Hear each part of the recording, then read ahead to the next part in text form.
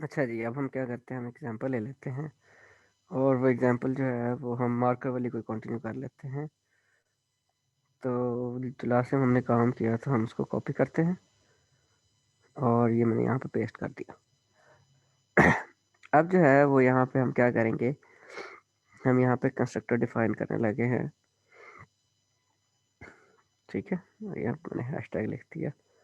पहले हम default constructor यहाँ पे डिफाइन कर लेते हैं विद डिफ़ॉल्ट कंस्ट्रक्टर। तो कंस्ट्रक्टर के लिए हमारे पास डबल अंडरस्कोर इनिट, इनिट फिर डबल अंडरस्कोर। इनिट जो है वो इनिशलाइजर या इनिशलाइजेशन का शॉर्ट फॉर्म है। और यहाँ पे अगेन सेल्फ आ गया और सेल्फ के अलावा इसमें कोई भी पैरामीटर मौजूद नहीं होंगे। अब इसने क्या करना है, क्योंकि जो इसका काम है वो इसने जितने भी एट्रीब्यूट्स हैं उसको इनिशलाइज करना है। तो यहाँ पे हम क्या करेंगे, और ये चल भी कब रहा है, जब हमारा जो है वो ऑब्जेक्ट क्रिएट होता है। तो यहाँ पे हमने किया सेल्फ डॉट सेट प्राइस या सेट नेम पहले कर लेते हैं। इसमें नेम आ गया, सॉरी नेम तो हमारे पास है ही नहीं। और सेल्फ डॉट सेट प्राइस और इसमें प्राइस हमने दे दी 0। अब क्या होगा कि यहाँ पे हम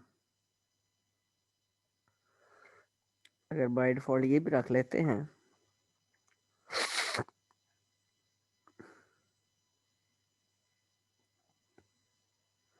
अब अगर मैं इसको चलाता हूँ तो क्या होगा,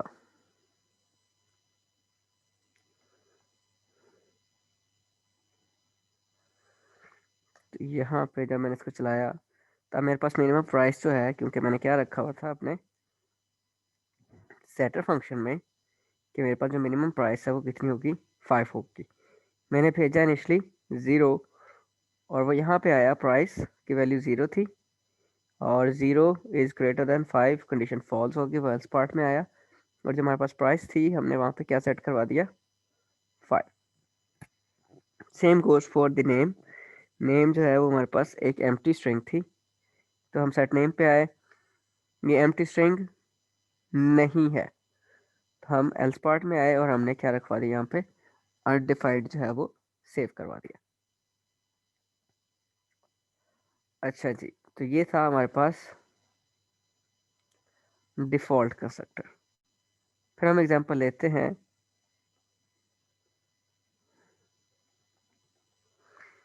विद पैरामीटराइज्ड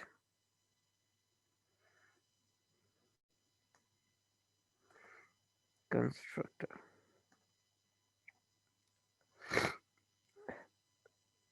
तो यहाँ पे मैंने क्या किया, यहाँ पे नेम और वो दे दिया, प्राइस दे दी, और इधर भी मैंने जो नेम आ रहा है वो दे दिया और यहाँ पे प्राइस दे दी। अब होगा क्या कि नीचे जब मेरा ऑब्जेक्ट बन रहा है तब मुझे यहाँ पे, अब यहाँ पे डॉलर या फिर मैं यहाँ पे दे देता हूँ दोस्तों पियानो, प्राइस देती मैंने 12। अब जब मैं इसको चलाऊंगा तो बाय डिफ़ॉल्ट मेरे पास जो वैल्यू आ रही है, अब ये हमारे पास और यहाँ पे डिफ़ॉल्ट कंस्ट्रक्टर के बजाय क्या बन गया है, पैरामीटर कंस्ट्रक्टर हो गया।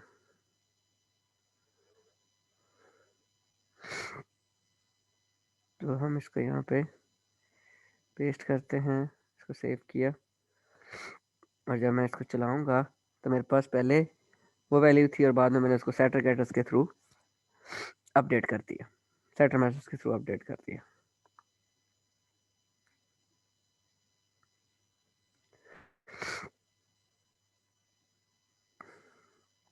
अच्छा जी, अब हुआ क्या कि कुछ लैंग्वेजेस के अंदर हमारे पास होता है कि हम एक से ज़्यादा कंस्ट्रक्टर डिफाइन कर सकते हैं, लेकिन हमारे पास यहाँ पे ऐसा नहीं है। हमें क्या करना पड़ेगा कि अगर मैं मल्टीपल वैल्यूज़ के हिसाब से इसको चलाना चाहूँ, या अगर मैं एक वैल्यू दूँ और दूसरी ना दूँ तब भी चले, तब मुझे क्या करना पड़ेगा, मुझे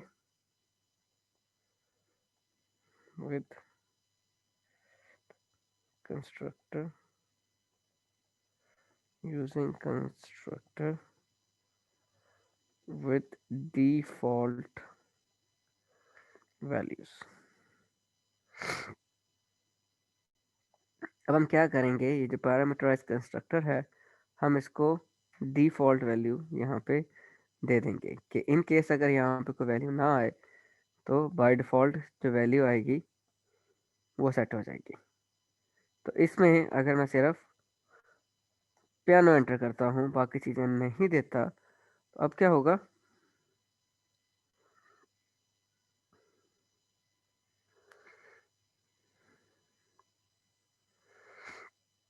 तो सिर्फ पियानो सेट हो जाएगा और बाय डिफ़ॉल्ट जो प्राइस की वैल्यू है वो मेरे पास 5 ही रहेगी। ठीक है ना।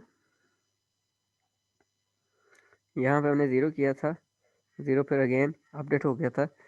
तो इसका फ़ायदा ये है कि अब अगर हमारे पास नंबर ऑफ़ पैरामीटर्स जो हैं वो भरना भी शुरू हो गए हैं, और मैंने सिर्फ पहले एक दो पैरामीटर्स जो हैं, एट्रीब्यूट्स जो हैं, उसकी वैल्यू देनी है और बाकियों की नहीं देनी, तो मैं सिर्फ उतनों की वैल्यू दे के अपना काम चला सकता हूँ।